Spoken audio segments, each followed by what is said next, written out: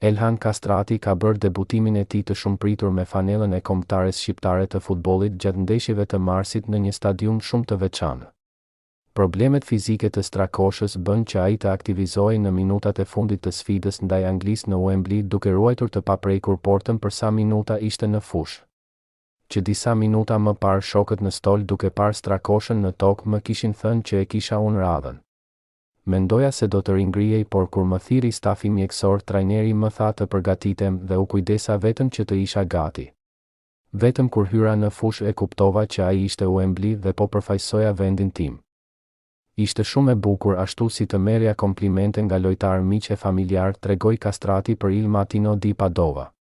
Portieri tashmë është kthyer në Itali me fokusin që në vijimin e sezonit të bëjë maksimumin për të shpëtuar Citadelën nga rënia nga kategoria e 2. Tani luajmë gjithçka. Do të isha i përqendruar te kjo pikë edhe nëse nuk do të kisha debutuar në Wembley, por kjo eksperiencë më jep diçka më shumë. Në fund të dhjetorit ishim të fundit në klasifikim. Kemi një tendencë të qahemi. Dhe kjo nuk sjell asgjë të mirë. Unë kur ishim në fund do të kisha firmosur që të gjendeshim ku jemi tani në klasifikim. E kam të vështirë të bëj llogari, por besoj se do na nevojiten rreth 10 pikë, tha Kastrati në intervistën e tij.